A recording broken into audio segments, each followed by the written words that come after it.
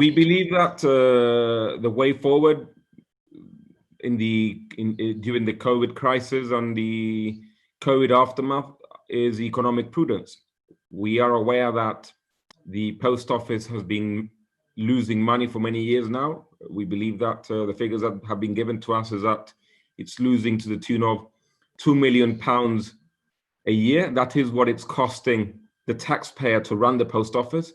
And I think these measures, which we understand are designed to even the balance and to make the post office a bit more profitable, it was coming.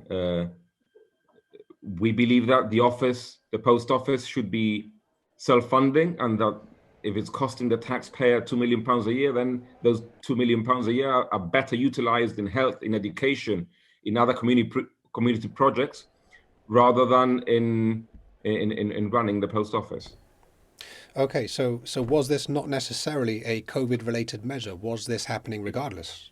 Probably been accelerated by COVID, because the government is on record saying that certainly in the COVID aftermath, we need to exercise more financial prudence than has been the case in the past.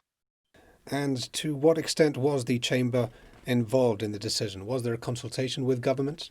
So we have been in consultation with government in relation to these measures for some months now.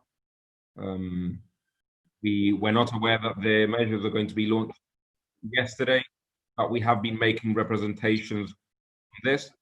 These measures are no different to measures in the UK. In fact, we understand that the parcel handling fees in the UK, which is basically what government has introduced here, are more expensive than what government has introduced in Gibraltar. So I think many people don't realize that this is happening across the world. It's not unique to us. Gibraltar is unique, though, in that due to its size, there just isn't the variety available in our shops that you'd normally get, or you'd get in most places. Do you think it's fair to add this extra cost to products that aren't available in Gibraltar? It's not a question of adding cost to products.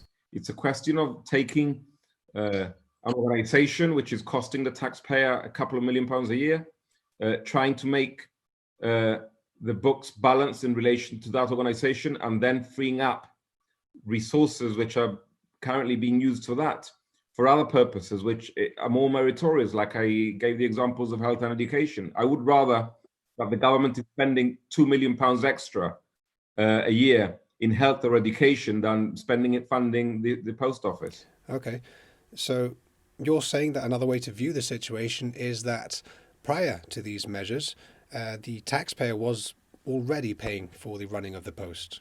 That's correct. The taxpayer is paying for the post office.